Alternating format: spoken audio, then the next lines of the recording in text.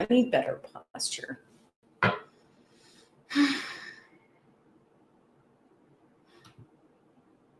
need better posture. Okay, guys, we are back. Okay, guys, we are back. Why is it on echo? But there's no video showing for some reason. So hold on, give us a second. Click that there. Let's try to fix that problem. Don't remove it. I don't want to remove this. Click it. Just so everyone knows, this is we're using new software. So we should have started 2 hours ago and put new software.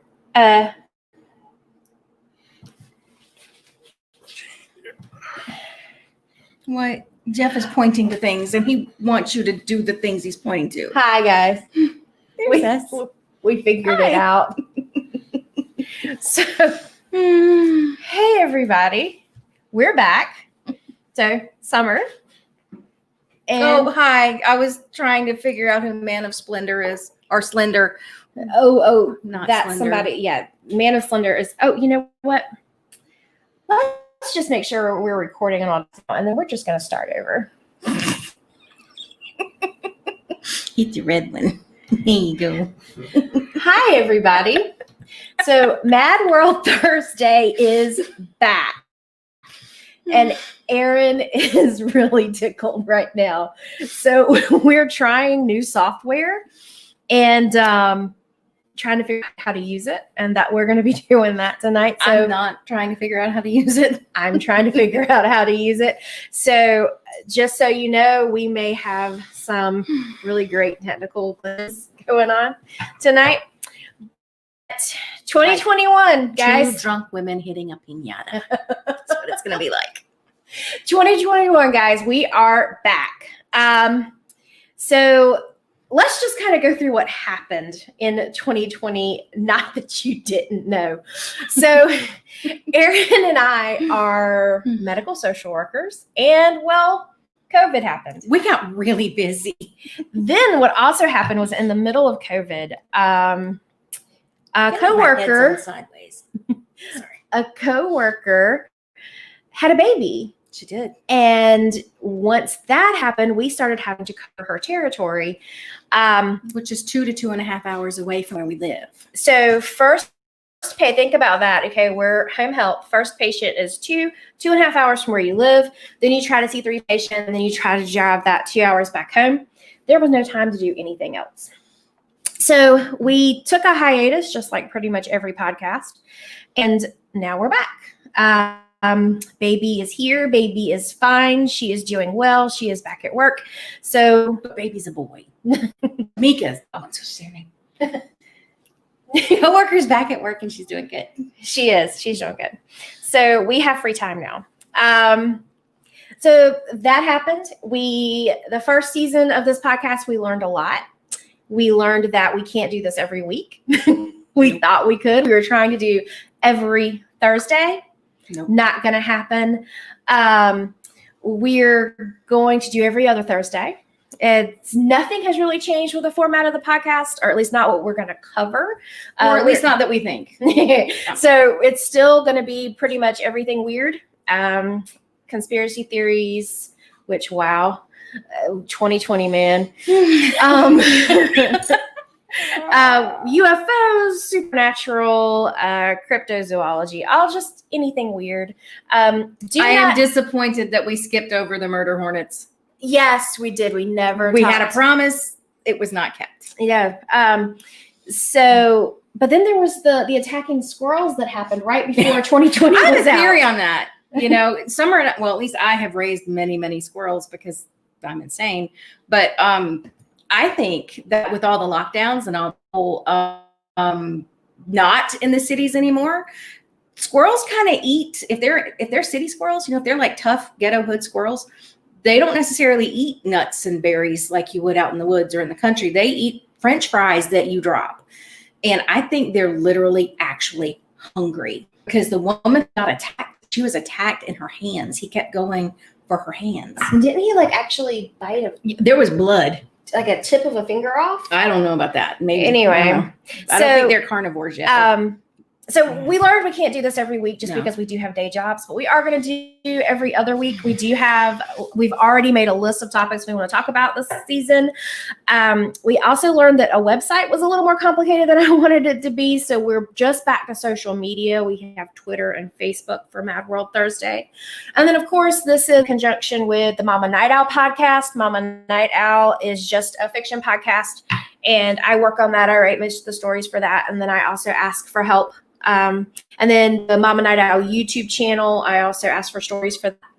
But so yeah, we've definitely learned not every week, and that we're just gonna keep it to social media. But those are the main changes to the podcast. The format, usually we start with weird stories of the week. So we're gonna start with weird stories. Weeks. We don't or a year. We don't have Closing that in. for this week. We're just gonna jump right in for this week, but we will be back in 2 weeks. So okay, and if you heard a noise in the background, that's my dog, by the way. So we told you everything that happened to us in 2020. Well, at least so it took us away from the podcast. We didn't talk about our personal life. So okay, so let's just personal life 2020. Okay, I'll tell you something that happened to me this year. I know the first question most people have is, did you lose anybody to COVID? I personally did lose a few friends, but I did not lose any family, crossing fingers. But the big thing for us for 2020 for me was I got a donkey, y'all. You got a twofer. So this is long story short. We needed help clearing some land that was being taken over by a particular vine that's around here in South Carolina. And we didn't have any of this vine on our property until the flood. After the flood, it showed up. So, we had to figure it out because we tried to fight it for several years. And so we said, okay, let's get some goats. We got some goats, and you need something to protect the goats. We got donkeys. So we have 2 donkeys. One of the ones that we got turned out to be bent. So we're fixing to have 3 donkeys.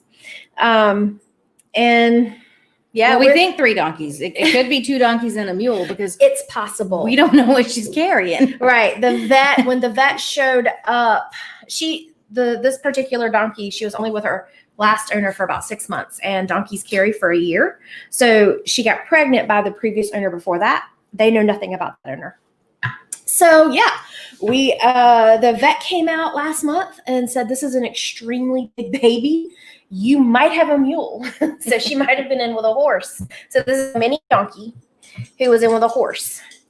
And she is large for a mini, just so if anybody's trying to work that out in their head. Yeah, she is large for a mini. She's pretty tall. But yeah, so this could be a baby mule. So we're just waiting to see what happens. But that was, I guess my personal life of 2020, that was the big thing that happened. I know Erin bought a house. I did. Hold on. I have to talk to our technical director over here. Okay. I don't have the link to share with people, and it's not shared on my Facebook. And I got people who want the link. So please text it to me. So Sorry, I bought a house. When the podcast comes out, that part will be edited out. Okay, so we jokingly call it the compound. We're Southerners. I think we've already mentioned that we're in the state of Very Southern. We're rural Southern. And it's not just a Southern thing, but it kind of can be. I live on a farm, and I don't own the farm, and I don't have to work the farm. I merely get to wake cows every morning, which is awesome in my book. But on our little compound of family property, everybody is related. There's cousins and aunts and uncles, and in a row, it was my dad, me, and my sister. And my sister had Charlie was born. Well, he was born in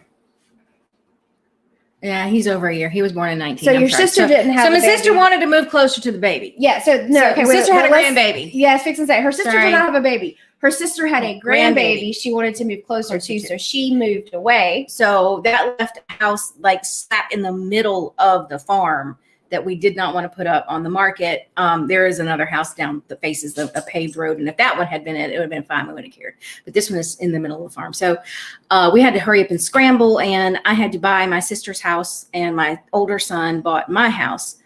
So I have upgraded in houses because my sister had a pool. So that's kind of awesome. So did buy a house. What else happened? Like for reals, my son tried to join the army and that didn't work out so good. We learned after he was in, he had birth defect, which sounds worse than it is. It's a condition with his knees. He's fine. There's nothing really wrong with him. He's going to have knee surgery, but he's back home and, you know, has a girlfriend and a job. He's fine. That was very traumatic. What else is going on? It's been outside of COVID. I've just been driving to the beach all the time, so I haven't had much of a life. Yeah, the past year, It's we've just, done, I mean, just like everybody else, we've done nothing. yeah. And well, and again, because we're, you know, people say essential workers and there are a lot of different types of people who are essential workers. If you work in a grocery store or a fast food place or a regular food place, or if you're in the medical field or, you know, whatever, there's a lot of essential workers, but with social work, because of all of the expanded benefits that came down under Medicaid for COVID, we just never stopped working. Emma and I have worked our butts off. We have not experienced a lag in anything. So we're tired. I got here tonight and I was so mad that she was wearing makeup because I had to put on makeup. This is the first time I've put on makeup in A year. 9 months, 10 months. So just like everybody else, 2020 caused us to stop the podcast, but we are back season 2. And tonight we want to cover whistleblowers. I was going to ask Aaron though, so we know what happened in 2020 to us personally, but Aaron, what did we learn from 2020? What did you learn? Did you learn anything about yourself? Because I already told you what I learned, which is just a bizarre thing to share. Aaron's thinking. Yeah, no, I mean, it's like, I'm sorry, but please, my son, did you put on makeup for the podcast? Yes, I did, Thomas. We just addressed that. She's got a text from her son asking if she put on makeup for the podcast. So I'll go ahead and let her think, and I will tell you what I learned about myself from the whole debacle of 2020. And this is, I know, going to be a very weird thing to share, but I learned that I am no longer on the fence. I am now a true believer. I won't go as far as saying that there are little green men helping our government with technology, but I will say that 2020, what it has taught me is that I truly believe we are being visited by extraterrestrials. I am a believer now. So I can tell She you. doesn't just want to believe. She does believe. I do believe. So, and I'm a rational person, guys. And I'm actually very skeptical. Compared to Aaron, I am extremely skeptical. No, I'm not. I'll believe anything. So I'll just kind of walk through this a little bit. If anyone who hasn't been paying attention, what 2020 has taught us is that the Pentagon has now definitely said, okay, guess what? So there are these things happening and they're really weird and we don't know what they are. So since that Pentagon release, I thought that was pretty interesting. And that happened in 2020, if anybody wasn't paying attention. I've actually been doing something I've never really done before.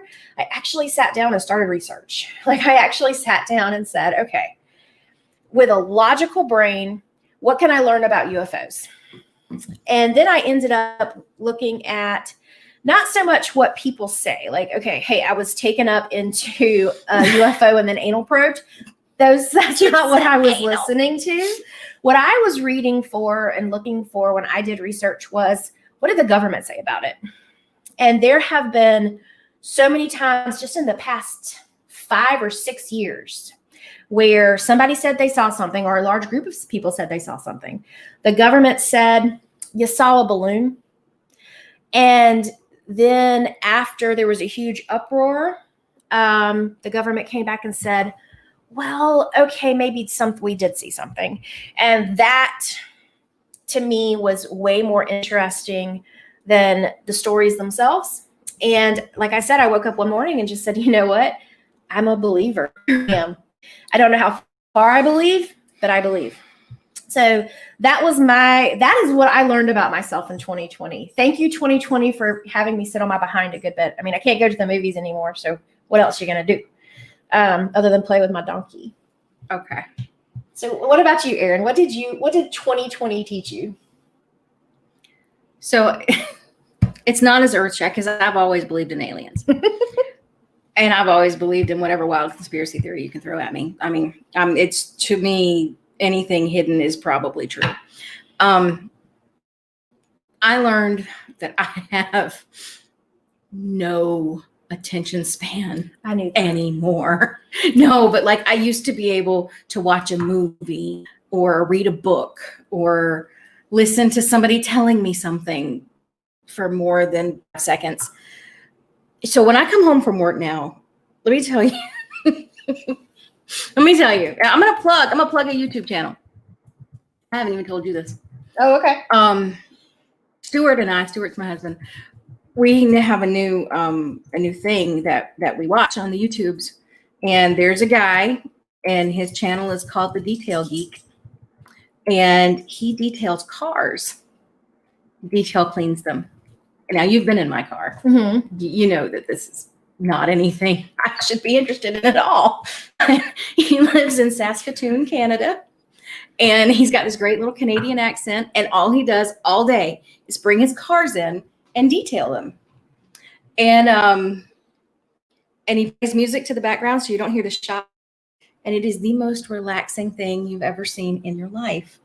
And he'll comment a little bit throughout. So when I come home from work, for the last like 3 weeks, Stu has had one of these queued up. And I just fall onto the couch and we watch Mitch clean cars. I don't know. I guess what I have learned about myself is that I've always been a workaholic. We know this, but my capacity for extracurricular anything is gone once I've done a 10-hour day. Yeah. And I used to not be that way. We opened an escape room a couple years ago, and I would go in and paint for 4 hours after working a 10-hour day. It was no big deal. Not anymore. Can't do it. Not earth-shattering. It's just, what have I learned about me? What's wrong? But like tech guy over here, he's whispering. Yeah, he was just showing me that we can highlight comments. And so Portal 2099 said they're back. And I was clicking on it to show everyone that. See? They're back. There you go. Hi, Portal 2099. Yeah, we should put a tag in somewhere for Detail Geek. Because he's saved my life. He has lowered my blood pressure, that kid. Not kidding. Something that's lowered my blood pressure. That is something that has lowered my blood pressure. You know, actually for me, usually action movies. I know this sounds crazy. No, but I love action movies. Action movies where I feel like somebody is getting revenge. Well, we all need that. Lowers my blood pressure. We all need that feeling right now. So yeah, I actually enjoy that. Yeah, I really do. But see, I tried to watch one a couple of weeks ago, and I couldn't. I couldn't. So, so that was 2020. So I learned that I believe in aliens, and Erin learned that she doesn't have an attention span longer than a goldfish. And we knew that. No, I didn't know that. I didn't know that. I had skills, I thought. Okay, so let's just go on to the topic for this episode. So whistleblowers. The idea of whistleblowers is pretty simple. I mean, come on, guys, think about it. All right. So it's really a person who informs on another person or illicit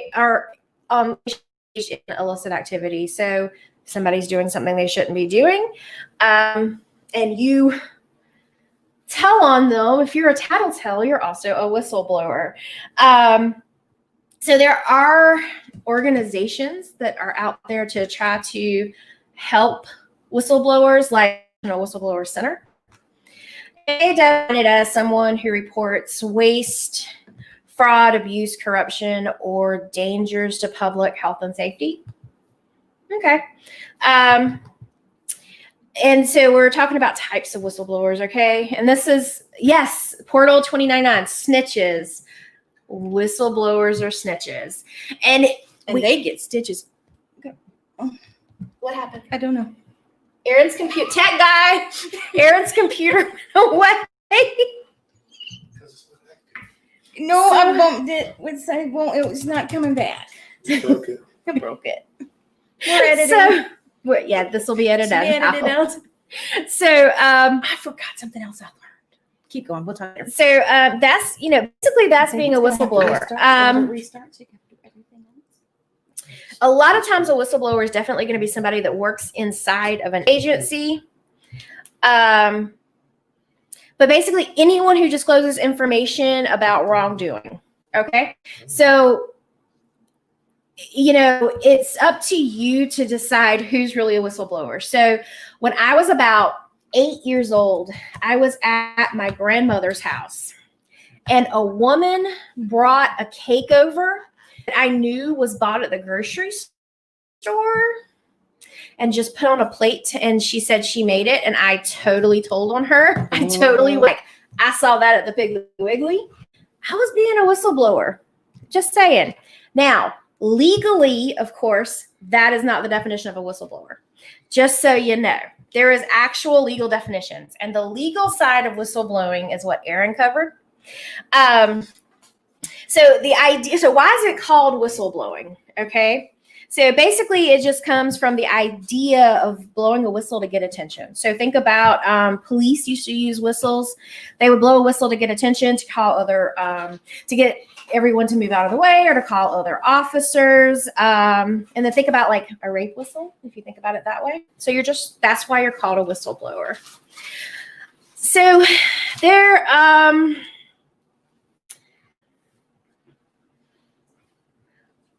okay, yeah, I know. There's some dead air here. I'm looking over my notes. Editing. Yeah. Types of whistleblowing: external, internal, government, corporate. Basically what we're talking about is if it's a public or private company, right?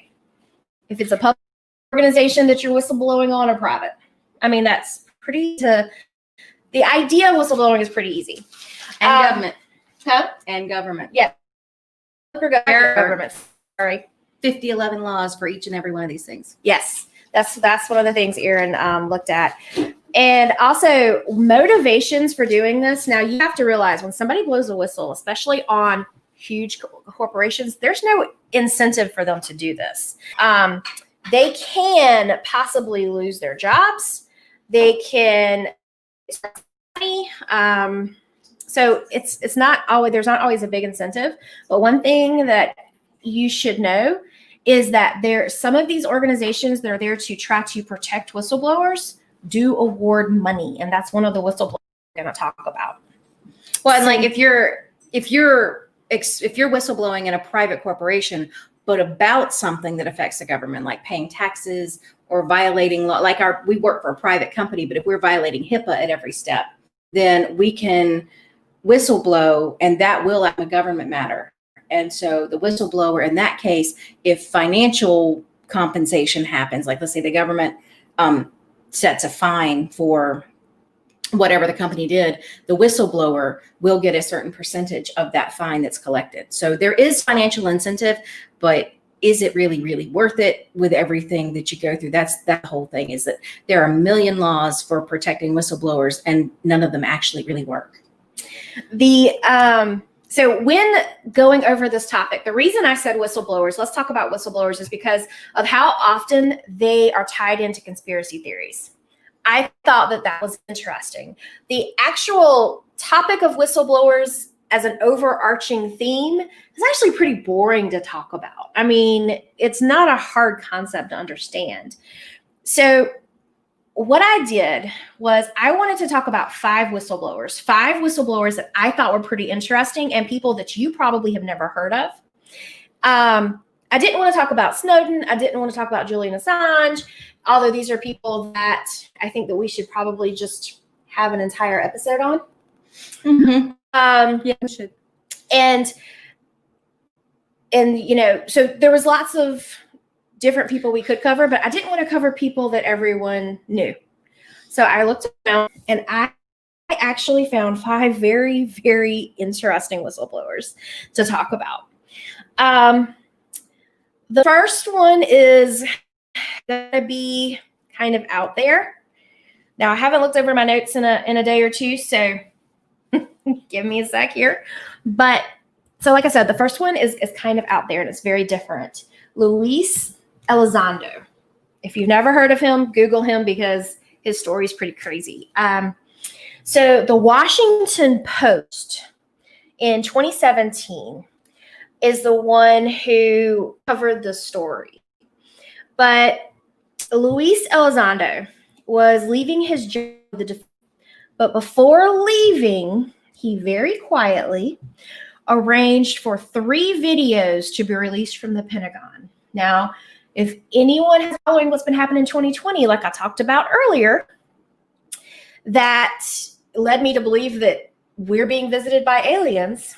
Those 3 videos were the videos that were showing our firefighters interacting with extraterrestrials. Not firefighters. Well, I'm sorry. I said fighter pilots. Fighter pilots. Yeah, the guys flying the planes. That's like a whole visual there. The guys shooting water at fire. That's all. So yeah, okay. Let's back that. I love editing for the podcast. So, yeah. So the Pentagon basically there were 3 videos released showing some fighter pilots interacting with unexplained objects. Now, I want to get into those videos and what happened there a little later, but I will just say that it's pretty intense because what a lot of people don't realize is when our pilots interacted with those unidentified flying objects, they interacted back. That's what people don't realize. They see these videos, unidentified aerial phenomena, right? Because everything's being rebranded. They're now UAF or UAPs, unidentified aerial phenomenon. Anyway, so this man, Luis Elizondo, he was leaving his job with the Defense Department, and he is the one who got those 3 videos out of the Pentagon. And the Pentagon in 2020 admitted that those videos were, in fact, real. So all 3 videos are raw footage taken from cockpit cameras of fighter pilots struggling to put their radar on vessels they cannot identify. These are now 3 famous videos that have since been verified as real by the military. His largest whistleblowing moment was when he started. When he stated, he admitted that he had been running a secret program called the Advanced Aviation Threat Identification Program for 7 years. It was finally admitted by the Department of Defense that the program did exist, and as much as $22 million had been spent on the program. So he was the whistleblower that let everyone know, guess what?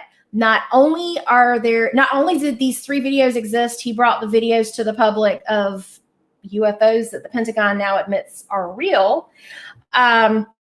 He also let everyone know that there was actually a program that he ran for 7 years looking into UFOs.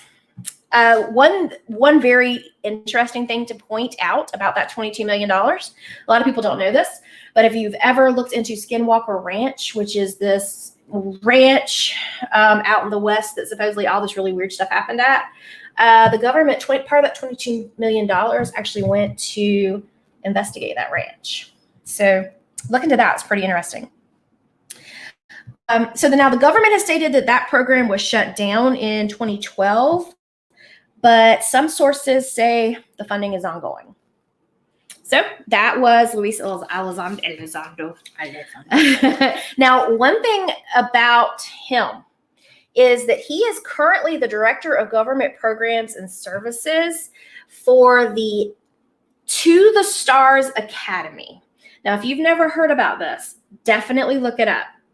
All right. This academy was funded by the former senior intelligence officer with the CIA, Jim Semivan. I think that's how you say his last name, Semivan. Or I don't think it's Jim Semivan. I think it's Semivan, but who knows? It's kind of like minivan, but different. Right. An engineer and parapsychologist, Harold Puthoff, and the guitarist from Blink-182, Tom DeLonge. So, well, their goal, now, this is what they're claiming, okay? The Two to the Stars Academy is claiming that they have some material that was from an alien spacecraft that they are trying to use to create new technology. I buy that. There's also some other things that they're doing along the way, but there's some legitimate investigations they're doing in other areas. So that was Luis Elizondo. He's responsible for giving us those 3 videos and letting us know that the government, as early as up until 2012, were looking into UFOs. So that was pretty cool. Old enough to remember the alien autopsy? Yes. That came on the TV? Yes, because that was right around the time that X-Files was a thing. Okay. Before that one, in like 84, I believe, there was another primetime alien kind of expose show. And I cannot find it. I've been looking for it because reportedly the last 12 seconds of that show is actual alien craft footage. And you can find bits and pieces of it on YouTube, little bits and pieces of that show, like 9-minute segment and that kind of thing. But you can't find the whole thing. And I really want to find it. Jeff, tech guy, find us a video. I'll text you the name of the show because I can't remember it because I don't have an attention span. She has the attention span of a goldfish. Thank you, 2020. So yeah, Luis Elizondo, he's interesting dude. He's an interesting whistleblower to go learn about. The next whistleblower I want to tell you about is a woman named Jane Turner. She is actually a 2-time whistleblower. Her story is also extremely interesting. Like I said, I just tried to find stories of whistleblowers, stories of people who have exposed wrong or exposed something going on that I found interesting and impactful to me and that I thought you would also like. She was the first female SWAT member and the first female criminal profiler. Ooh. Yeah, she joined the FBI as a special agent in 1978. So she worked on several famous cases, including the Green River Killer, the Central Park Preppy murder, and she helped capture Christopher Boyce. So she was pretty cool. I don't know who that is. Christopher who? Boyce. Who is that? I will tell you, and can't you just show one YouTube video on your show? Oh, so we told the tech guy to find us a video, and he says he can't do that. So, or at least we can't show it on here. We can talk about it, though. We can talk about it. All right. So Jane Turner, she was the first female senior resident agent, and was she was that agent. Okay. She was the first female senior resident agent, okay? And she was supposed to be over a region of North Dakota, all right? In 1998, she reported that a rape case and several child sex abuse cases were being closed as car accidents. Oh. On the Turtle Mountain Indian Reservation by a particular FBI agent. So a rape case and then several child murders. And there was some sexual aspects to the murder of the children on an Indian reservation. Or I guess I should say an American reservation. And so these murders had actually been covered up by one particular FBI agent as car accidents. So she went and told her superiors. Her superior that she actually told this to threatened her children. he actually said, you have your own children to look after, so I think you might want to go home and do that. So she bumped it up to the next level of superior, and that's when she found herself facing retaliation. So what kind of retaliation she found herself facing was she was moved to Minneapolis, and supposedly what she was supposed to be doing in Minneapolis is handling other sex crime against children. That's what she was abuse against children is what she was to be overseeing in Minneapolis.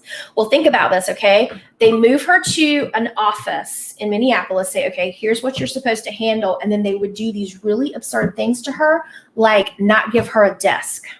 Oh, wow. Yeah, think about that. So you're supposed to be working these cases, and you don't have a desk or a chair.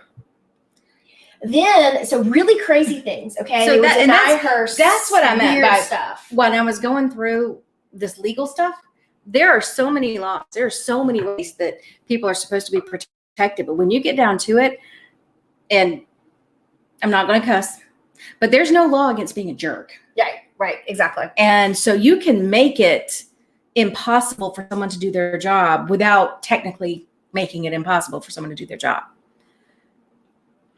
Wow. So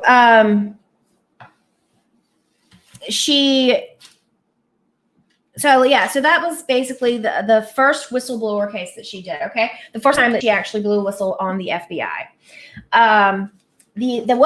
What they did after they did those really crazy things, like I'm not going to give you a desk, was they took her out of service to do I guess what they called it was a fitness for duty evaluation.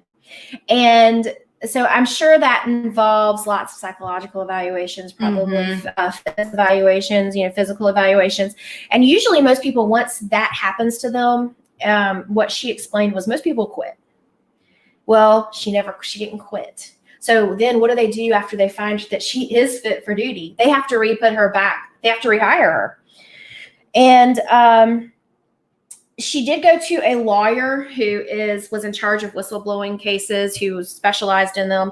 And the lawyer looked over her information and said, look, I think you have a case, but not as a whistleblower. I can't use whistleblowing laws to protect you. So what I'm going to have to do is try to win on sexual discrimination. We can prove that you have been given an unfair shake compared to your male colleagues. So that is how she won. So in 2007, she won the case and she was awarded $565,000 in damages and proved that she was retaliated against for her original report. So that was the first time she was a whistleblower, okay? The second time, what happened was she found out that after 9/11, FBI agents, some of the cleanup crews were all squirreling away parts of the buildings. She found out what started the whole thing was she found out that one of the cleanup crews, one of these professional companies, had stole a door off of an ambulance, I believe, or maybe one of the fire trucks.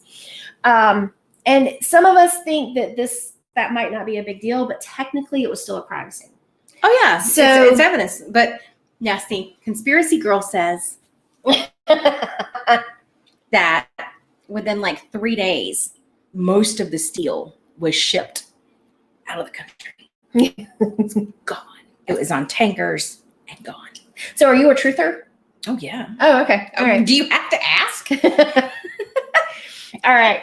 So, so they were squirreling away some of the stuff. She blew the whistle again. She let people know this is happening. The second time the whistle on the FBI tried to fire her for embarrassing the Bureau. Isn't that great? Because the people stealing things from the explosion, they weren't embarrassing the Bureau, but she is for letting us know that it happened. Yeah. Good job, FBI. My mama had a saying, And I love it. What other people have to say about you is none of your business. None of your business. It's your business to conduct yourself in such a way that people don't have anything to say about you. The FBI could learn from that. So she is still actually trying to get 7 years of back pay. Now, I couldn't quite find the details of that, where the back pay came from. Was she out of work for 7 years for some reason somewhere in that time? I couldn't quite catch all that. Maybe they cut some of her pay, I'm guessing, at some point. But I think the thing that's most disturbing to me about this one is, has anybody stopped to wonder why the FBI was trying to close out cases of child exploitation as car crashes? Yeah. And right. anybody followed where these children ended up and what happened to them? And now that I did not get to go into, and that is actually one of the things I wanted to do, was see if she's written a book. I couldn't find anything like that. Because that's yes, the whistleblowing thing is cool, but why is the FBI trying to close cases about child exploitation? It was the way I understood it was crashes. one particular FBI agent, but then I guess when she reported that this FBI agent was doing something wrong, why would the superior not want to do anything about that? Because it's going to make FBI look bad? Whatever. She now, just so if you want to follow her, like I said, her name is Jane Turner. And I hope I'm saying that correctly. Let me go back to my notes. Yes, she is Jane Turner. Kind of hard to mispronounce Turner, but well, for a second I thought maybe it was Janet Turner, but no, it is Jane. But she is currently the chairwoman of the National Whistleblower Center's Leadership Council. So somebody to go and look into. And the Native American reservation was called the Turtle Mountain Indian Reservation. So if you want to go look it up. Pretty cool. So like I said, I covered Whistleblower on aliens because I just thought that was bizarre and fun. The second I would is this woman who had this really great career, first female SWAT team agent. I mean, come on, that's pretty cool. She blew the whistle twice on the government. She's pretty awesome. So so then I started looking for someone who's current, who's more current that you might not know about. And so this is something that's ongoing. And that was one of the reasons why I found this to be pretty interesting. So, okay, his first name, you can look him up. You can Google him as Art Gonzalez. But his first name, I hope I'm saying this correctly, is Austreberto. It's one word, AUSTREBERTO. Now my the Spanish speaking girl. So Art Gonzalez. Art Gonzalez. So like I said, this is an ongoing case, and that's one of the reasons why I found it really interesting. Now, he is a U.S. Marine Corps vet. He is a U.S. Marine Corps vet. Honored for service in Iraq and Afghanistan. He worked at the Los Angeles Sheriff Department for 5 years. While he worked there, he was given the Meritorious Conduct Silver Medal for saving the life of a 4-year-old boy shot in the head. So this is there's no reason for this person to, I guess, lie. Let's put it that way. Now, as I go through the story, the wording might be a little controversial. So let me break it down a little bit. All right. So he worked at the sheriff's department at the Compton station. Okay. Now, this is what his claim is. Okay. He claims that deputies inside the Compton station have formed a gang. That's his word that he uses. The way I look at it is camaraderie gone wrong. Okay. These guys have seriously taken the idea of camaraderie and turned it on its head into a very horrible thing. So basically, while performing their duties, if these police officers harm or kill someone, the deputies are accepted into a group that they call executioners. So deputies have formed a group among themselves they call executioners, and if you kill or harm someone while in the line of duty, you can become part of this group. They also have a tattoo that they all get. So while I can understand wanting to pat each other on the back to say we understand that you had to hurt someone else while doing your job, and all the things that can go you can go through because of that. I understand police officers wanting to have kinship with each other, support group, so to speak. Exactly. I can understand all of that. But this takes it too far, because think about what's happening. What Mr. Gonzalez, Art Gonzalez, is saying is what is happening is they are doing things on purpose to harm or kill people to be a part of the group, if that makes sense. It's exactly what the gangs do.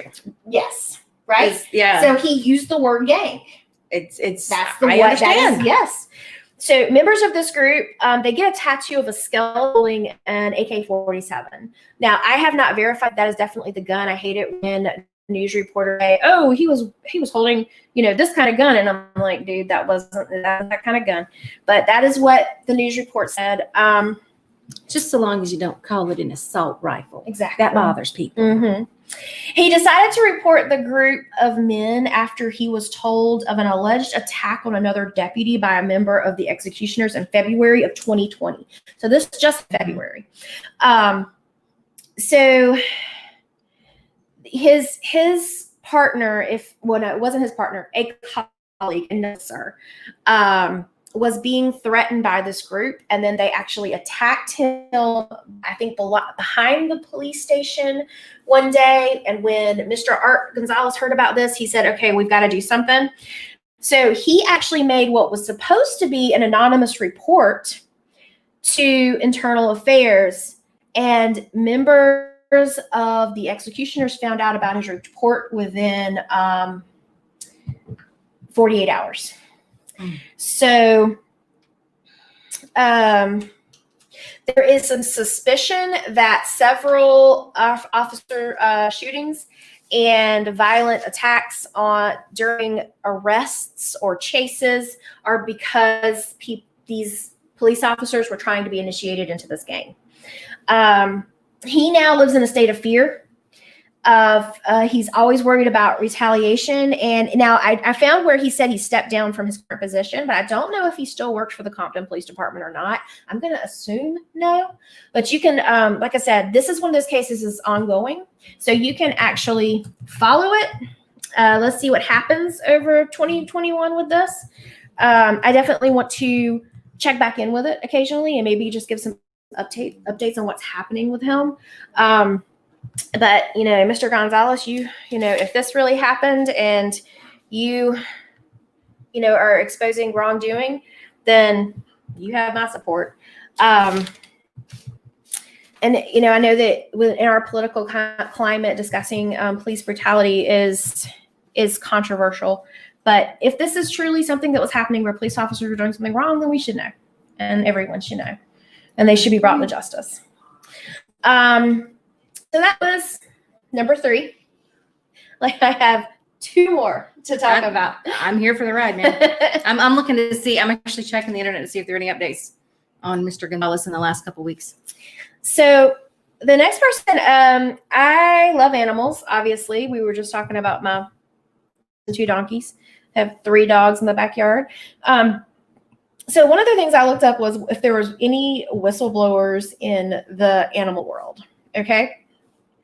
And it turns out there's some things I didn't know. Pretty interesting. So let's talk about Taylor Radig, R-A-D-I-G, Taylor Radig. So she was a whistleblower who exposed abuses on a cattle farm. But this is where it gets interesting. She was also arrested in the after she exposed these abuses on the cattle farm. She was arrested for abuse. And basically what happened is she's helped expose these ag gag legislation. So agricultural gag legislation.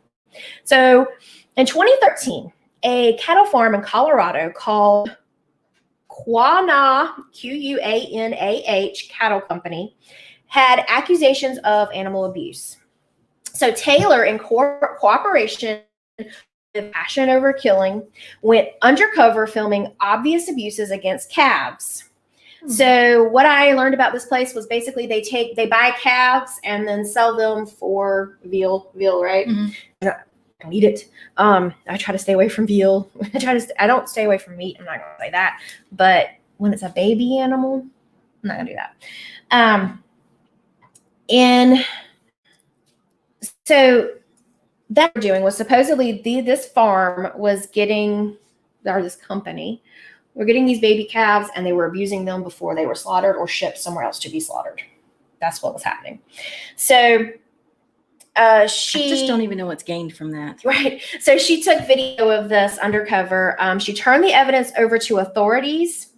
Workers at the farm were charged with crimes, and the farm itself supposedly fired some of the people. And as they put it, they retrained their workers. Now, this is when Taylor found herself arrested, and they charged her with animal abuse. Here's how they did it. And this is where the ag-gag legislation comes in, or the agricultural gag legislation comes in.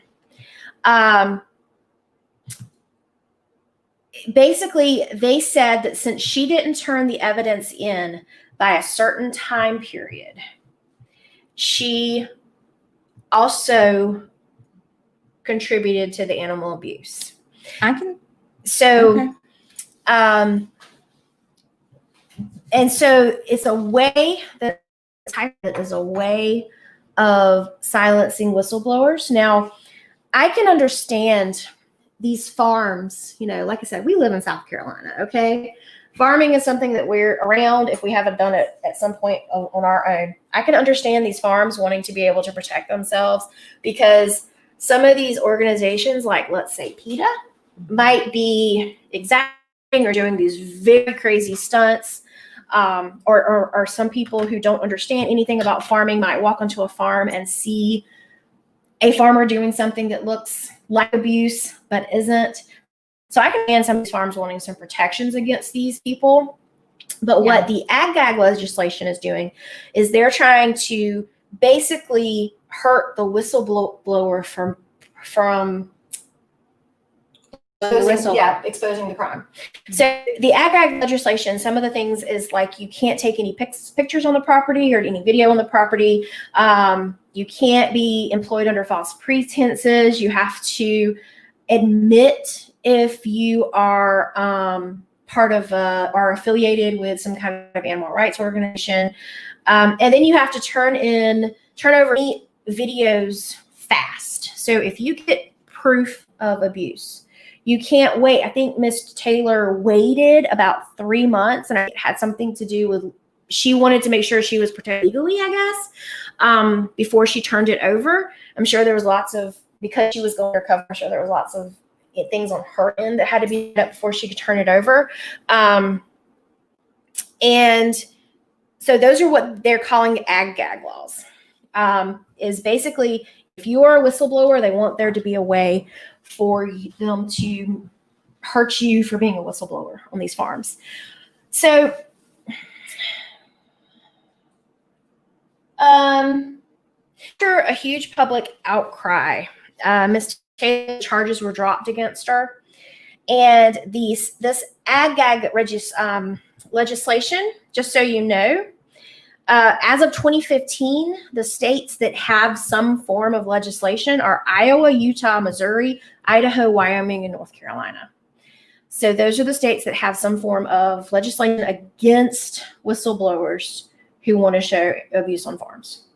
Now, maybe Ms. Taylor is some kind of very hyper vigilant person against maybe she was completely vegetarian or vegan, and so any kind of just pushing a cow or something out of the way would be considered abuse. I mean, hey, not typical. Hey, I have to do that to my donkeys. There are days when you walk out there, you walk to the barn, and they're blocking the barn. I gotta get in, so I say move. Maybe but no. Evidently, the videos were pretty horrible. So that was Miss Taylor's story, and I thought that was pretty interesting because her story basically exposed these laws that these states were trying to pass that'll stop whistleblowers. So that was number 4, and now down to number 5. The 5th person is Grant Wilson. I want to tell you about Grant here because in 2020, there was a $114 million whistleblower award given by the Securities and Exchange Commission to an unknown person because whistleblowers are supposed to be anonymous. So I couldn't find out any information on the $114 million award. So I went down to the next lowest award. It was $50 million. And I found out who that person was. So we know who the award given, I believe that was the year before. I believe it was 2019.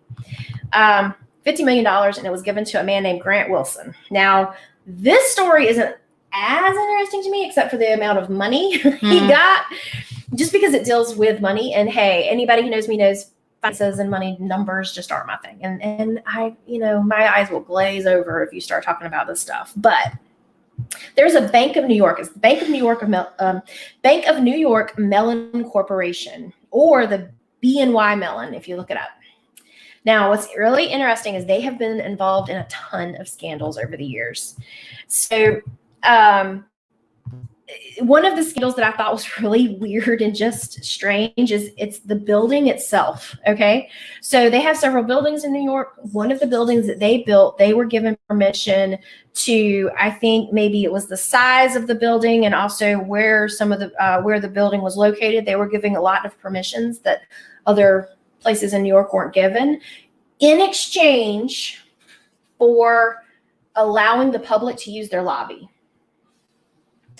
They have been in violation of that agreement for 20 years.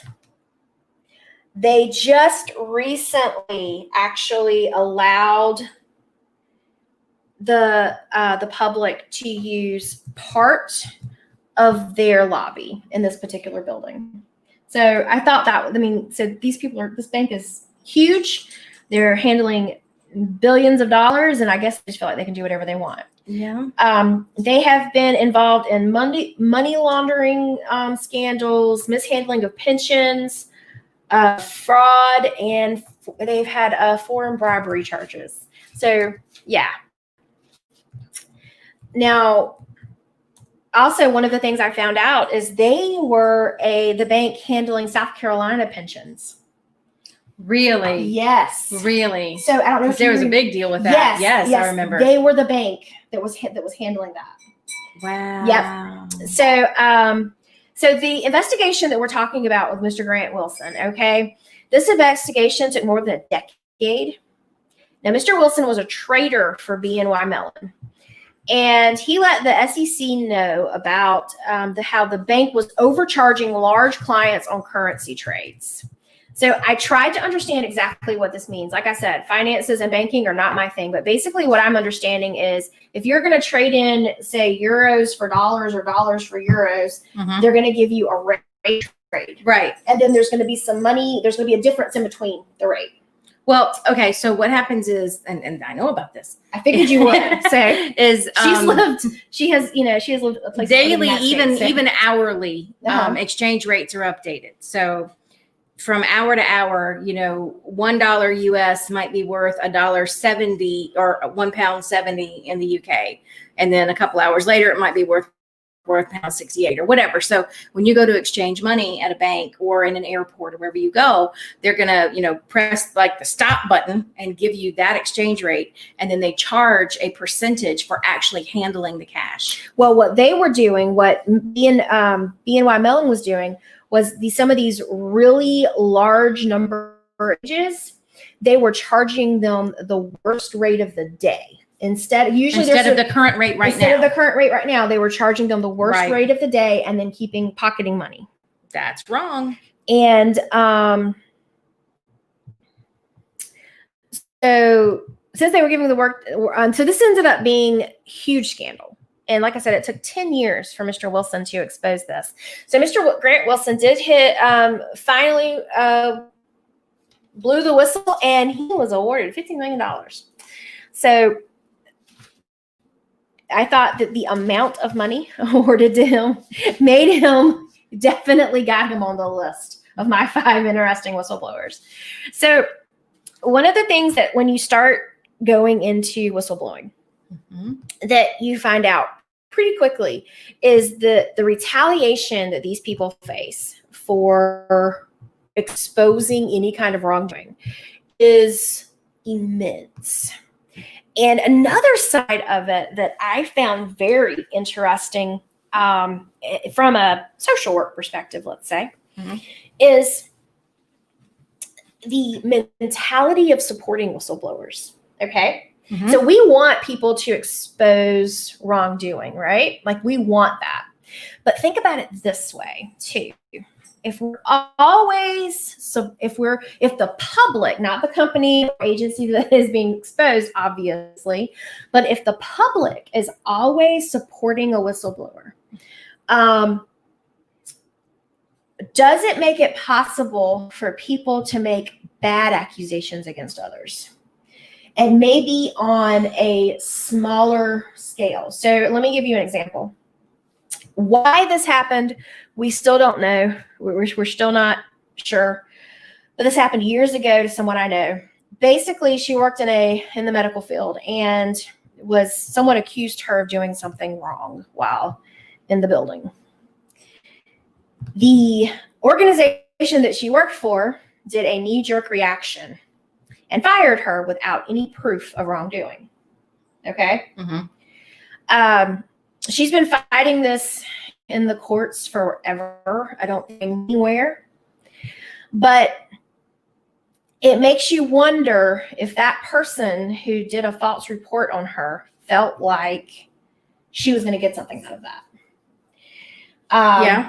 And so that's one of the things about the I wonder about with the huge public support of whistleblowers. And then, of course, there's people like Edward Snowden, where some people feel like he was a complete traitor because he exposed. Well, and they say people died because That's right. That's a moral compass issue you're going to have to jump on, because people died because of what he did, but would more innocent people have died had he not done it? So, whistleblowing from sitting down and thinking about it from, like the moral compass issue is pretty interesting to kind of try to wrap your head around it. But just so legally, whistleblowing, if you just choose to whistleblow, there are organizations out there that try to help. But as Erin has discovered, because she was going to handle the legal side of it. So there's legal aspects to whether or not you are exposing something in a private company, in the public sphere, the government. It's a whole different can of worms for each one. And so that's one of the things that she was going to look into is how legally whistleblowing can affect people. And basically what she learned is there's not much help for you. I mean, I've got tons and tons of documentation here, but like I said in the beginning, you can't stop somebody from being a jerk. And so while you can't discriminate against a whistleblower, and every company, every agency, every organization, they all have their employee handbooks that say if you discover wrongdoing, the first thing you do is report it to your superior, and then if you don't get any resolution there, you take it higher up the chain, and then ultimately if you have to take it out of the corporation, you're supposed to be protected. But what if it's your boss who's doing wrong, and then you have to tell on your boss to your boss's superior, and then you never know the relationship between the two of them, and then all of a sudden you're asked to come do your work and you don't have a desk? I mean, it's hard. There is an organization called the National Whistleblower Center. They have a website, which Jane Turner that I just talked about is a member of. Right. She's so is Gonzalez. He's in here too. Good. I'm glad he's got some protection. Now every other line is get a lawyer. When they talk about what's available to you for assistance, they definitely want you to know about your rights and that you need a lawyer and all of that. My notes began in my own words, and then it was just copy and paste of a whole bunch of sections because there's just so much. So simply put, if you're looking at a private company, whistleblowing has different laws to protect people based on private industry, government industry. And then like banking has its own thing. The military, I can't even begin to explain to you the laws that go into the military for whistleblowing, because again, it's like a circular firing squad. Who are you really going to report to? And how? Because the military has such a code of honor and keep it all within the system. So you're supposed to report to your immediate superior, but again, trying to climb the chain, trying to get in, it's a mess. What I did find interesting is for members of the government, like let's say somebody in the FBI wants to whistleblow on the FBI. Mm-hmm. You have to follow the chain of command within the FBI first. And then if you don't get any remedy there, it's really interesting where you go next. Go to the House or Senate subcommittee that governs or oversees that agency, which then puts it into the hands of elected officials. And I can't follow that logic, because that's how, when we talk about how do you have so much corruption at the top? Well, in these big government agencies, their oversight comes down to politics. Yeah. And so, right now, that makes sense, and heaven forbid I should get into any kind of, I don't want in this politically charged time we are in. You've got one side saying that the FBI is completely corrupt and that's why nothing's getting done. And you got the other side, right, saying that no, it's all as it should be. And the problem is that you're never going to get any true oversight or consequences, because the people who would be adjudicating whether or not there was wrongdoing are people who are trying to keep their jobs. Mm-hmm. And depending on who put them there, which political party put them in that seat, how are you really going to get them to be objective in handling that conflict? So I just am at a loss. And, this is one of the things that my mom, on a much smaller scale, every job she ever went to, she ended up having to tell on somebody. Back in the days of Xeroxes, she would watch nurses, white out forms and write over them and, run them. And it was just bad. And everywhere she went, she ended up having to tell on somebody. And she ended up having to quit the job, because even though she was right and someone lost, their job or their position for what was going on, she's now got this label on her. Mm-hmm. That, oh Lord, we all better watch ourselves because Charlene's going to tell. Mm-hmm. That's another thing that happens with whistleblowers is there's a normal amount of slack and lag in everybody's job. Every single person. I mean, we're doing our jobs. We're checking the boxes. We're not, doing anything egregious, but we're humans. So we're going to screw up. And then if you know that there's somebody in your office that's watching, and, that becomes a very uncomfortable work environment for people. So these laws, I was going to outline this because I thought this was interesting. There are 4-5 elements of whistleblower laws that what they're aiming to do.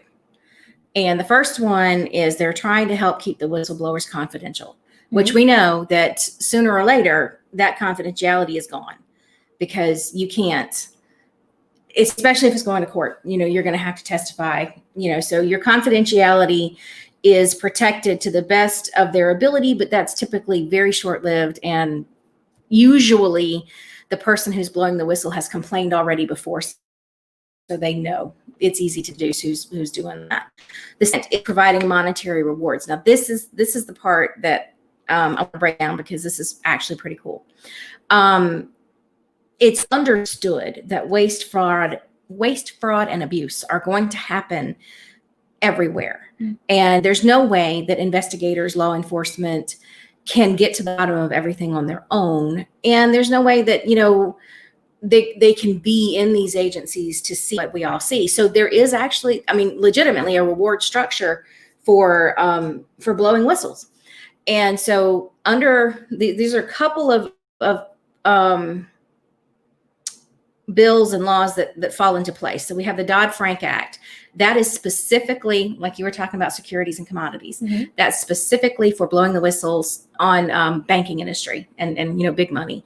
If you are a whistleblower under Dodd-Frank, you will stand to get 10% to 30% of the cut that is collected in fines. So your guy who blew the whistle on all that money, He got $50 million. yeah, just for blowing the whistle on that.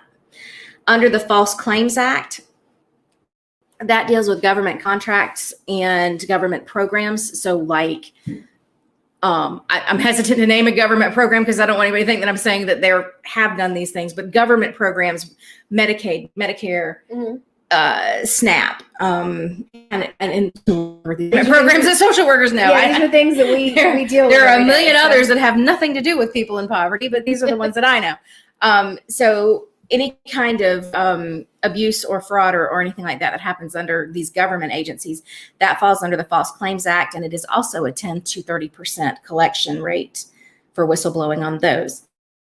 Now, the IRS, and this is actually, that's right. If you are exposing crime, fraud, waste, abuse of anybody who is trying to cheat the IRS, your payout is significantly larger. If you succeed and fees are collected or fines are collected, you get 15 to 30% of those fines. Since 2011, more than $30 billion have been prosecuted under this act, and more than $4 billion with a B has been paid to whistleblowers for people reporting tax evasion or some kind of tax fraud. So there is a case that I just can't, I'm not going to go into detail. Again, it's political, but there is a group of forensic accountants that have been looking at Clinton Foundation for several years, and they've just been awarded a court date, and they stand, their allegations are that the tax evasion that they're looking at, I can't tell you whether it's accurate or not, but it goes into like at least $1.5 billion. And they stand to collect that 10 or 15 to 30%. And there was a big heated hearing about this in 2018, where they were presenting most of their findings to the Oversight Committee, I believe. House Oversight? I don't remember. Mark Meadows headed it up, whichever committee that was.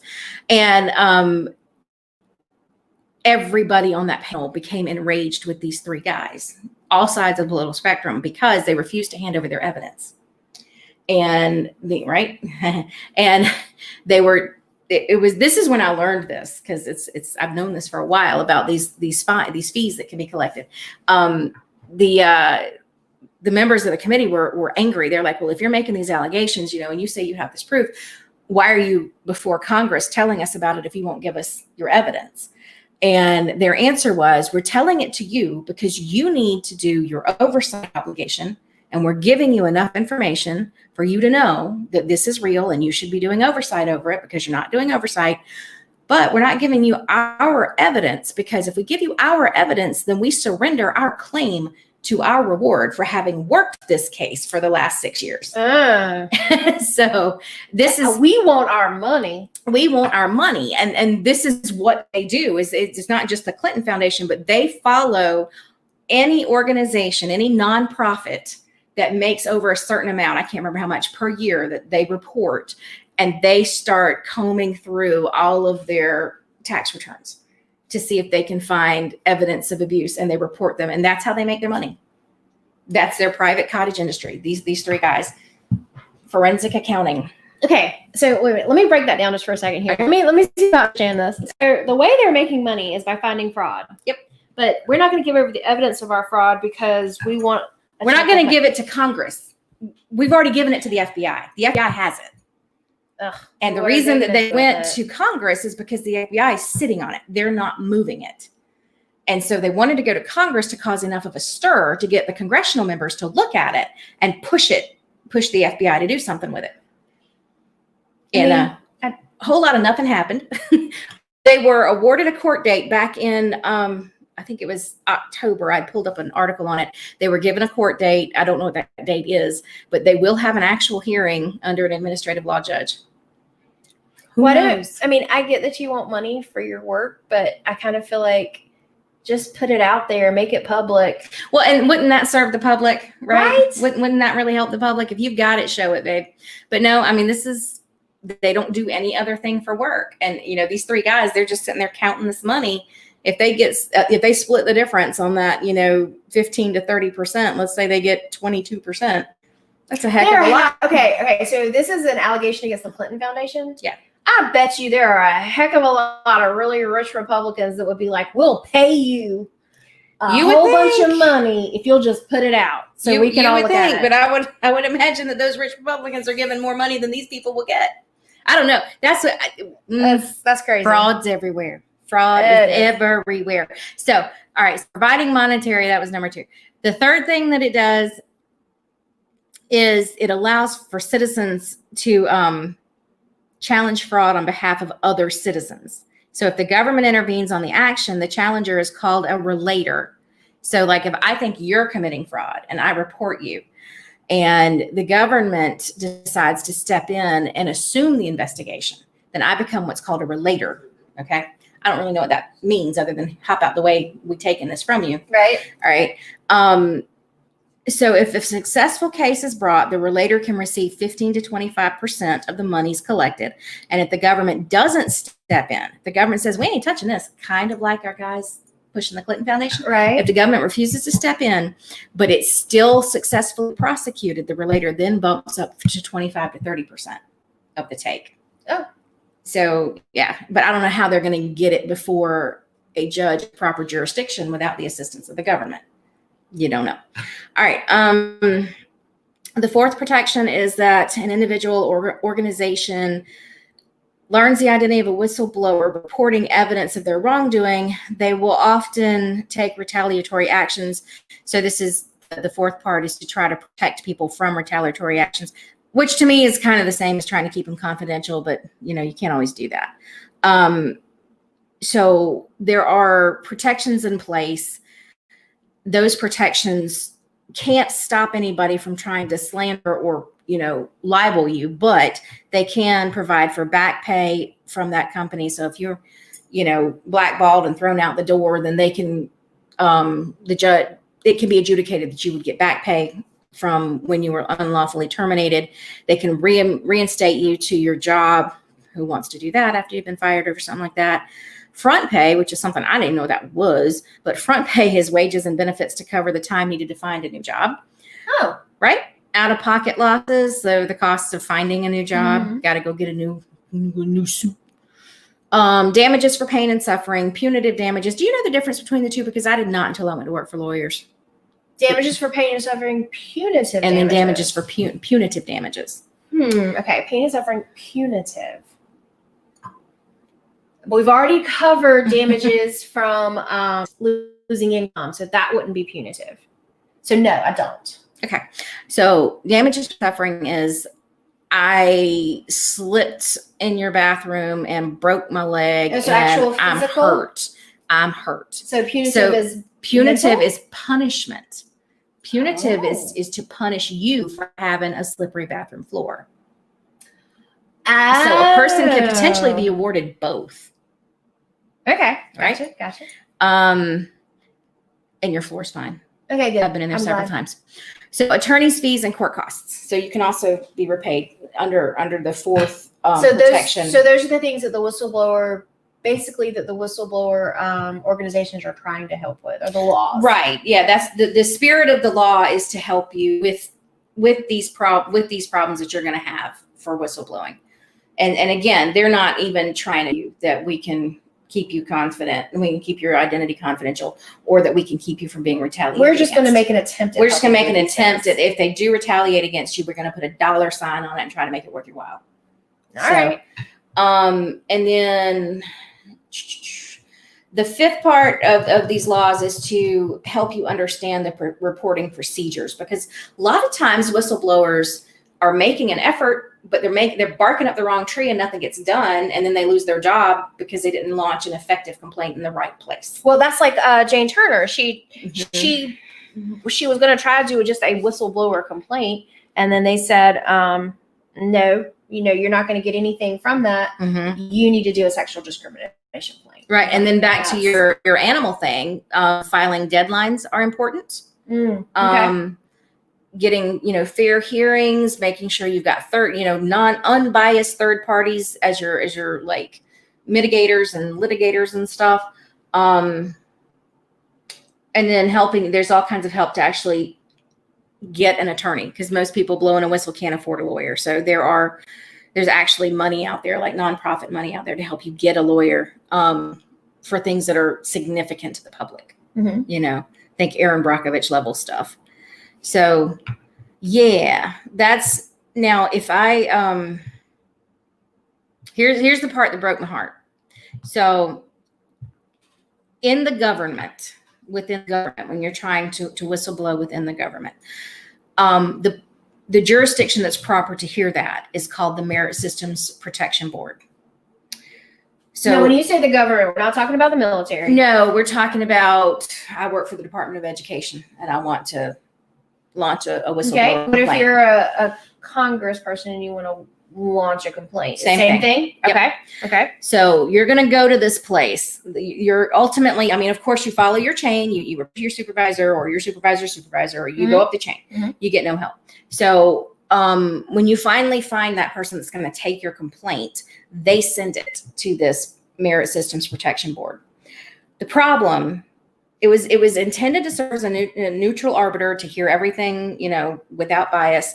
But due to a lack of quorum, and quorum means enough people to constitute a meeting, because so if you're supposed to have 12 people and you only have 5, then you don't have a quorum and you can't hold a meeting. You can't, right. So due to a lack of quorum, this board has a backlog of over 2,000 cases.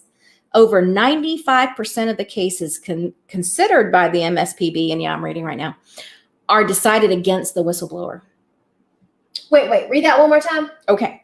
So the backlog is 2,000 cases, right? More or less. And then the ones they do hear, over 95% of them are ruled against the whistleblower.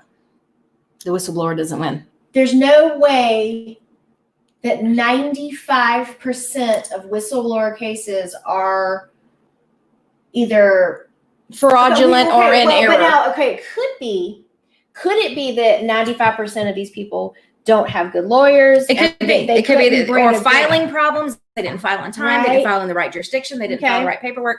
So 95% of them are somehow decided against the whistleblower. That still seems crazy. It's astronomical. So yeah, when you brought this up, I was like, whistleblowers. Yeah. The first thing I think of is Karen Silkwood. I know everybody else thinks of Aaron Brockovich. I'm just dating myself. I'm just old. I think Edward Snowden. I don't even think of Edward Snowden. Isn't that weird? I don't even think of Snowden. And I know that Snowden was a whistleblower, but I don't. And what he did was so like Mission Impossible, getting that chip out of the base, and it was just all so grandiose that I don't think of him as a whistleblower. I do think of him as somebody who was doing the right thing, and I do think of what he did had total merit, and I have no ethical problems with it, but I do kind of feel like he told us something we already knew. The government's spying on you. Big whoop. Like we didn't know that. Like, I think my phone's listening to me right now. Bananas. I'm going to say the word bananas in front of my phone when I open up Facebook. Guess what? You'll have bananas. I'm going to have a picture of bananas, an advertisement for bananas. Yeah. Yep. So that is a woefully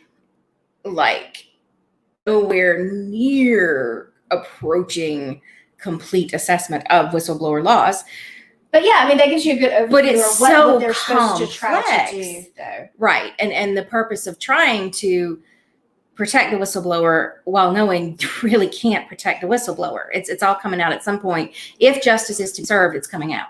So if anybody's going to do this, if you're going to be a whistleblower, get a lawyer. I guess the most effective whistleblower to date was Deep Throat. You think? because nobody knew who he was until after he was dead. Well, yeah, I mean, I guess that's true. Like he did his thing and he lived his whole life, and after his death, he allowed it to be known who he was. So, yay him. Watergate. You're right. I mean, if you can to be effective, I guess you would have to get the information out there, but then also never get exposed on who you are. That makes sense. And that just goes right back into conspiracy theories. Oh yeah. Which right now I'm so up into my eyeballs at this point. I'm going to give you this one little bite because this made me laugh so hard. Have you heard people saying enjoy the show? Mm-hmm. Inauguration Day is the 20th. Right. National Popcorn Day is the 19th. That just cracked me up when I heard that earlier. Everybody buy your popcorn on the 19th. Yep. Yeah. Oof. Gosh, there's so many things we could talk about from 2020. And then guess what? Just a few days into 2021, and we're like, oh, okay. The conspiracy theories are just I thought off the chain right now. I thought that we would have these things answered by now. No, I don't. No, I don't think anything's going to be answered. I don't know that there is anything to answer. Honestly, because if nobody's going to look into it, what is there? But yeah, gonna be eating my popcorn. Exactly. All through 2021. What I learned in 2020 is that everybody, whether they are your worst enemy or your best friend or your family, someone who loves you deeply, somebody who just kind of likes you, somebody who can't stand you, every single human being is judging you. That's what I learned. They're all judging. They're taking notes. They're judging. The number of people that I have seen on Facebook or Twitter say that they are unfriending people because they claim to have voted for Trump. You know what I mean? I'm like, come on. This is not worth it. There's lots of things that are worth it, and this isn't one of them. Come on now. One of my very best friends, Colette, I'm giving her the credit. She so aptly said it a few months ago when people were really at each other's throats. She said, y'all got to understand, whatever your political leanings are, if you're sick and you're in your bed, neither Donald Trump nor Joe Biden is going to bring you a bowl of soup. Exactly. Keep the people who love you close. And if you can't agree with them on politics, stop talking about it. Just stop. Just don't do politics. Swap recipes. Right? There's a lot of other things in the world we can talk about. Yep. Exactly. And, if Joe Biden or Donald Trump ever came and said that they wanted to offer you a bowl of soup when you were sick, don't take it. Yeah, don't. It's not worth it. It's not a good idea. Yeah. But, what Ronald Reagan said, the worst thing that could ever happen is someone coming up and saying, I'm from the government and I'm here to help. Yeah. So that is definitely something I have learned from reading these whistleblower stories, getting ready for our next episode. I have learned that I don't trust the government. I'll tell you that this is straight probably up. where we could talk to Noah. Hold up your book. I don't trust the government. Let's just put it that way. So that was our episode on whistleblowers, guys. Yeah, I hope you enjoyed that. If there's anybody in particular that you want us to cover for an episode, conspiracy theories or whistleblowers, let us know. And you can find us on Facebook and Twitter, Mad World Thursday. So for next week, this is, I need to give a shout out to a podcast called Somewhere in the Skies. I discovered this podcast. It's been going for a while now. Just on a whim. Like I said, I've been doing lots of UFO stuff lately. On a whim, I pulled up this podcast, listened to their first episode, and listened to an interview with this man, Richard M. Dolan. Okay. Let's get this book kind of close to the camera so everybody can see it if we can without the light. So, UFOs and the National Security State. So this is information of cover-ups from 1941 to 1973 is what this book is about. So first episode is going to cover this book. Second episode is going to cover from 73 to 91, provided I can actually read it. I'm this trying. let's see, not counting the index. Oh, you got the short one. This is, let's see. I happen to know the page numbers of mine, not counting the index. Look, he's got dates. Okay, conclusion.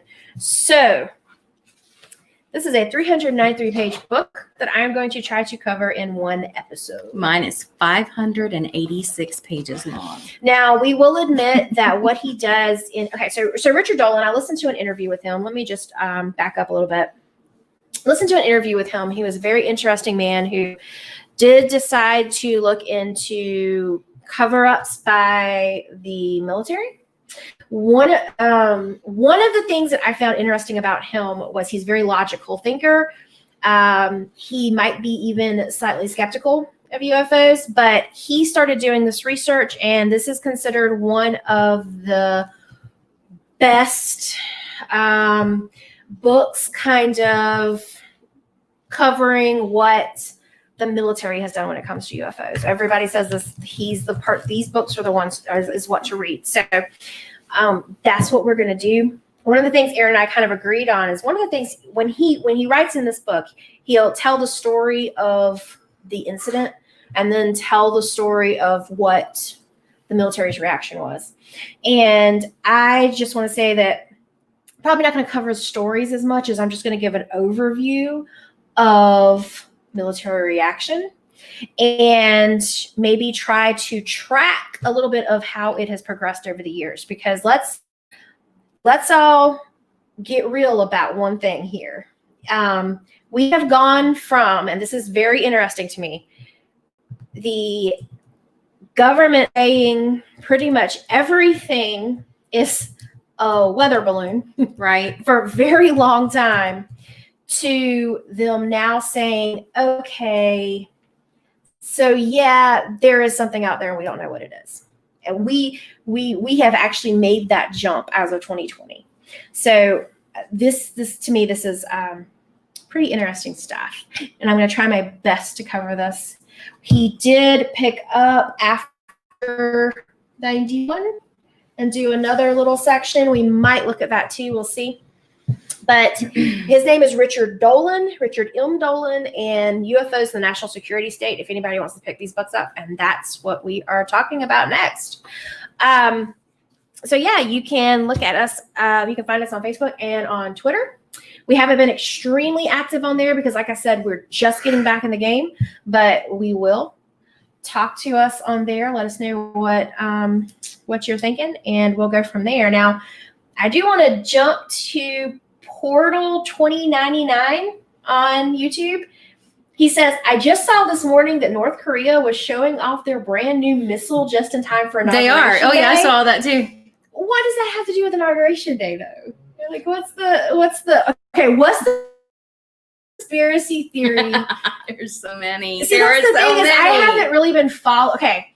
Oh, there's so many right now. I haven't been following tons of the conspiracy theories since probably about the 1st of December. I haven't. I kind of had to get out of that head for a little while. And the reason was I'm not a, politically charged climate here. I'm not a huge believer that there was enough fraud to overthrow an election. I don't know, but that's just it. I don't know. Nobody knows. I don't know that anybody really knows. But I wasn't a huge believer in it, and I wasn't one that was understanding how the vice president was to be able to change. I couldn't grasp that. I never thought that he had that. It made sense to me that one person shouldn't have been able to do that. So I had to step out of that sphere of conspiracy theories. I haven't been there. I just haven't been there, me personally. But I have been seeing so many things about people talking about Inauguration Day. So I guess maybe we'll have something to talk about in that area on the next episode. I don't know. But the biggest thing that they're saying right now is that come Inauguration Day, okay, there will be 25,000 National Guard troops in D.C. They're currently about 20 right now. I don't know if you've looked, but the entire Capitol is encircled by a 10-foot fence with razor wire all the way around it. Okay. Okay. So you've got 25,000 troops that are going to be there. Some of them actually were in training with my son. And he's like been texting with them. So they're there. You got the Capitol roped off with razor wire. All of this for an election that is going to have 1,000 people by invite only and then streamed virtually. Why? That's what's got the conspiracy buzz right now. I wonder if it's just a show. I wonder if it's a show, though. We're just trying to show that, this incoming administration is going to be serious about the fraud conspiracies. I wonder if it's show. But it seems like a lot of money and a lot of people. It's a lot of people. And there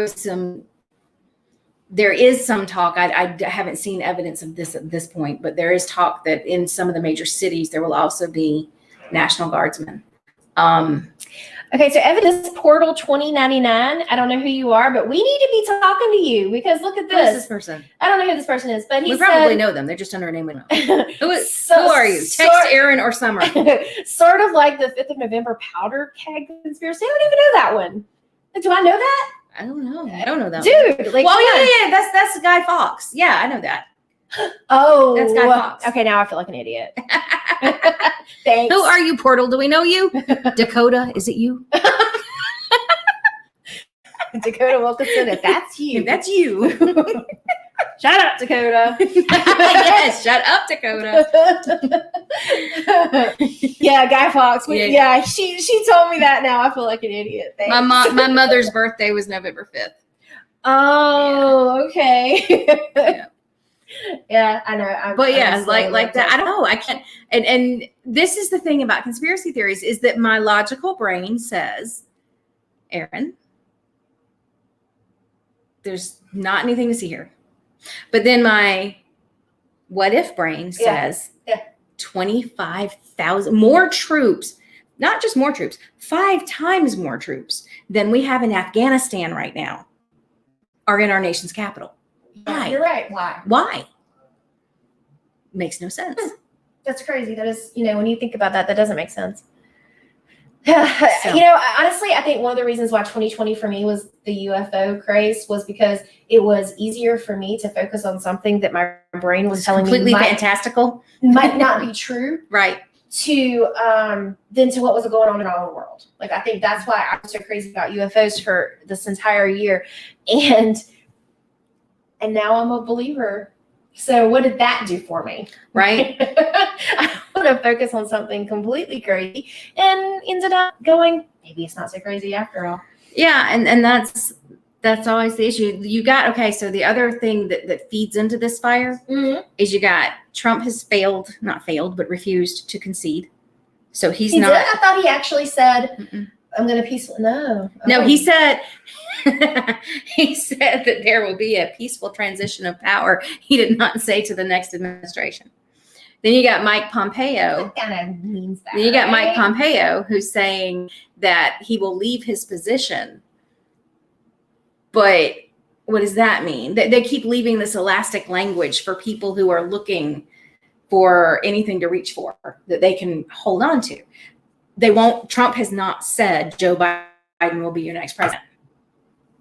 Okay, I'm gonna show something else that this guy has brought up. This is a whole other can of worms for me as a spiritual person. Okay, you ready? Are you? Or are they angelic? I mean, go the other way. So do they always have to be something bad? I'm going to tell you. I'm going to tell you something. Are aliens? Okay, so for the podcast, so you know what we're talking about on YouTube's Portal 2099 said, are UFOs alien or are they demonic? So, another can of worms. Everybody's got a friend. I have a friend. You've met my friend. I have a friend who is ridiculously high in the Army, very, very high. And I know this to be true because this friend was a student of mine, and I used to have to accommodate him when he would have to travel. So I know, I'm pretty sure this guy is on the up and up. I stopped by his house to see him on the way back from a trip one time. And this is when my kids were little and my kids were with me. And by little, I mean like 12 and 8. And no, older. They were older, 15. And it doesn't matter how old they were. Anyway, so this guy had all kinds of government secrets because of his clearance, which to this day, I don't actually know what his clearance is. And my kids were just, can I ask you a question? Can I ask you a question? And one of them asked if aliens are real, if we're, if we're in contact with aliens. And the dude said, his only answer was, well, nobody really knows how we got cloud technology. And you think about the capacity of the cloud, how it eased on the scene, began to store everything. Nobody thinks about how that was developed, where that information and ability came from. And I have not forgotten that. Yeah. Because it's not something that was, slowly improved. Think about the first cell phone you ever had and how your iPhone is so different from that. The cloud really hasn't undergone a development stage, It's just all been. And then Amazon pretty much owns the biggest chunk of it, and all of our government is stored on it, on Amazon's cloud. Did you know that? Yeah, I knew about that only because there was the conspiracy theories going around about the bombing right around Christmas. Okay. Because supposedly with that bombing that happened, what day was it? Was it Christmas Day? No, maybe it was Christmas Day over in Knoxville. Yeah. Yeah. So anyway, basically the bombing happened right outside of a building where some of the AT&T, where the Dominion systems were supposedly stored. The voting systems were supposedly stored, right? So because of that, I had heard about Amazon has lots of our information stored there. Anyway, so that was our episode on Whistleblowers. Portal 2099. Like, who are you? Do we know you? Answer us that. Do we know you? Hit us up on Facebook. Do we know you Twitter. in real life? Portal 2099. We'll, if you want to, we'll try to get you on the show.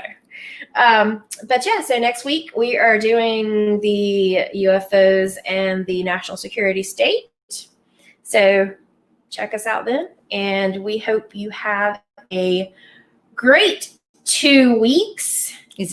And we hope you have a great 2 weeks. And you guys IT and don't really understand it. Weird. See?